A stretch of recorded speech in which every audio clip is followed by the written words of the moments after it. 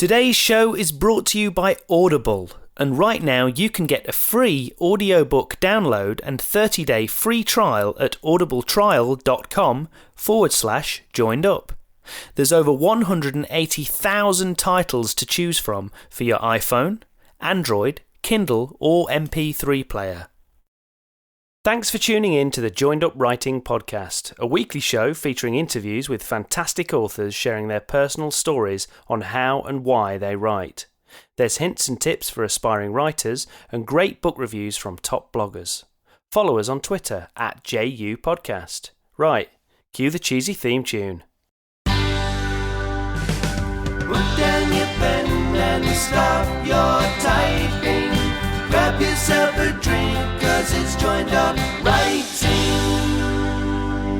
The Epilogue. Yes, welcome to Joined Up Writing. It's the Epilogue, our bonus in-between episodes, quick listens containing an extra question or topic not covered in the original interview. And this week it's the turn of Claire Handscombe. If you missed it, you can find her full interview over at joinedupwriting.co.uk, or even better, subscribe on iTunes, Stitcher, Spotify or wherever else you get your podcasts to get a new episode downloaded automatically every week. We've got a huge archive of interviews, 2-minute tips, epilogues and writing chats for you to enjoy, and it's all completely free. Okay, on with today's show, where I began asking Claire about her tips and thoughts on crowdfunding following her own experience with Unbound. Brilliant, Claire. Thanks for hanging around for the epilogue and a quick bonus question. Thanks. We talked in the main interview. Obviously, you're getting your project at the moment through Unbound and you're pushing it out there as a crowdfunding project. So I just thought there's probably other people out there that are considering doing the same sorts of things. What in general have you learnt from it so far? And I mean, would you recommend it to others? And what sort of tips would you share with them if they're thinking of going in for this kind of thing? Yeah, so would I recommend it? That's an interesting question. I think you have to go into it with your eyes open that it's hard work and that you're probably going to cringe a lot, especially as a Brit. We don't like asking people for things. We don't like talking about money. Mm-hmm. But if you really want your book out there, as I do, and you've been trying very hard for a lot of time and this is the way to do it, then I think it's worth it. So I'm very lucky in that I've lived in a lot of places. I didn't used to think that was luck, but I'll come to it in a minute. And I also, in each place, I go to church. And so I get to know a lot of people very fast. And sometimes at various points in my life, I've been very involved in church, which means that you get to know, even more people, but also people on quite a deep level because you're doing meaningful stuff together. And so even though you might not have seen them for 5 years, they still have sort of warm feelings towards you because you did this thing together, 10 years ago or whatever. So I'm very lucky in that I have a lot of contacts. I'm also a big Facebook person. So basically I friend everyone I've ever met. So I have a lot of Facebook friends. And I also love social media. So I have quite a reasonably big Twitter following, and I have followers from different apps, basically different little social media communities here and there.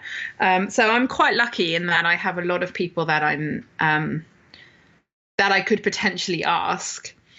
And then I also have friends, obviously, like everyone does. I have friends and family and things. Not as much of an extended family as would be useful though. But yeah, so I started on the first day that my book was up. I sent group emails to, like, my group of university friends got an email, because if they reply all to everyone, that's fine. Everybody knows each other. It's kind of a nice way of like saying, how's everyone like doing? A round What's robin everyone type up to? thing. Yeah, and that's fine. And then a couple of other kind of groups like that, like my book club and things like that. Book clubs are another good way to make friends. And then a lot of people were great, and like instantly, my first day was amazing. I went straight up to the top of the charts. People were just so generous, and a lot of people know that I've been doing this for years, trying to get there, trying to get published. So they were very happy and very generous. And then I also posted some general posts on Facebook and various other social media. And then after that, that's when the hard work kicks in.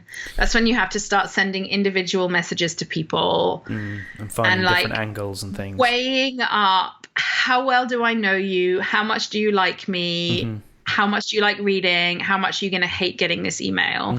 And it's different for everyone. And like, I'm sure some people would say just send it to everyone, but I basically just do an internal check every time. Like, how do I feel about sending this email? And I'm always going to feel a little cringy, but sort of where on that line do I fall? And so I've been sending out individual Facebook messages, which you have to be careful about because Facebook thinks you're a spammer if you do it too much, too quickly. So yeah, it's exhausting. It's also, the highs and lows are crazy because, on my first day, I was like, wow, I'm going to be funded in like a week. and then everyone who was going to give straight away gives straight away. And then you kind of grind to a halt. And then people who've said they're going to give you money don't necessarily give you. And so then you're like, oh, shall I chase them? Is that too pushy of me? It's really exhausting emotionally, apart from anything else. But I also really believe in my book. And I know from what publishers have said that it's a good book. And so I don't feel like I'm scamming people. I know that I'm offering them a good product. So that definitely helps. Yeah, sure. I mean, pardon me if you've already done this, but have you done like any readings or like, from chapter excerpts or anything like that?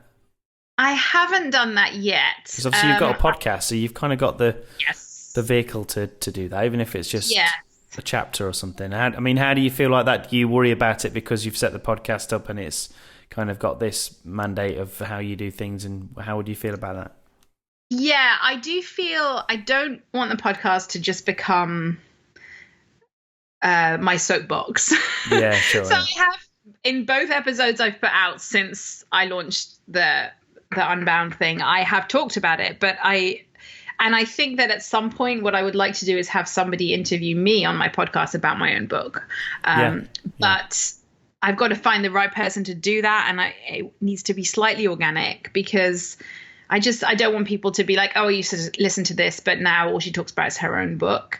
Because I want the podcast to succeed separately. I didn't set it up so that I could get crowdfunded. Also, if anyone out there thinks that they should set up a podcast to get crowdfunded, don't do it, because podcasting is a lot of hard work and you've got to love it for its own sake. Absolutely. Otherwise, yes. But yeah, so I don't know whether I answered your question.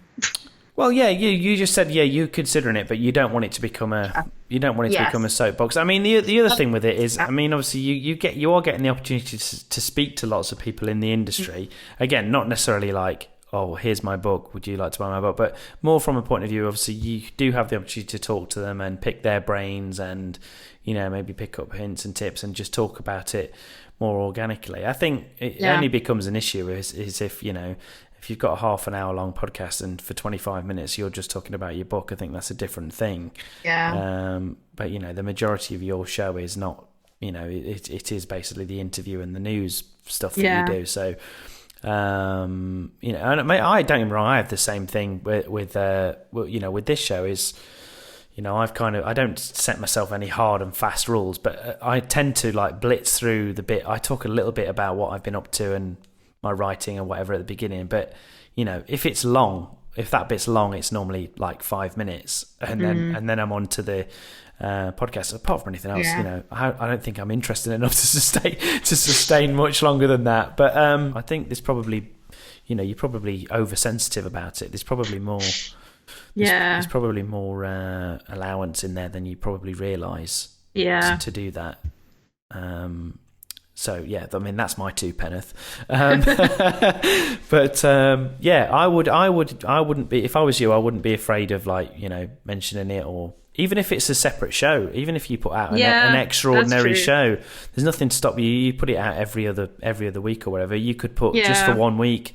People can either listen to it or they don't. It could be a 5 minute long podcast. Yeah, or that's a whatever. really good point. I hadn't thought about that. Me reading an excerpt and then saying, please buy my book. Pretty much, this is an extra episode, and it's kind of sponsored by Unscripted, which is I'm currently trying to fund on Unbound. If you don't want to listen, then feel free to not listen. But that's what today's show is. That's kind of thing. At the end of the day, most of us that do podcasts, we do it, as you say, for the love of it, and we do it for free, and often at our own expense, both in terms of time and hosting costs and everything else that goes with it. So I think you should be allowed to a slight indulgence the odd time and have 10 minutes of airtime or whatever. So yeah, that's fair.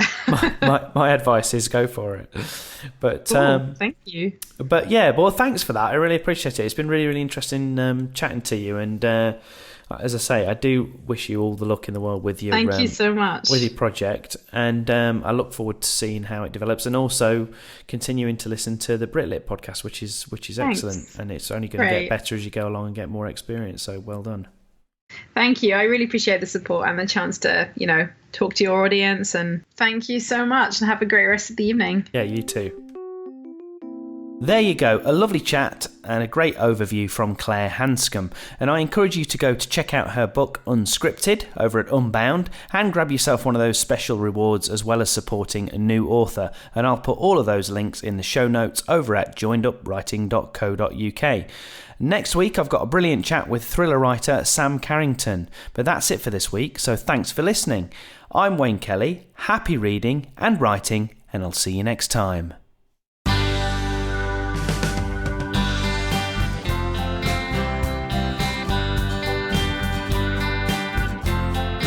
Joined up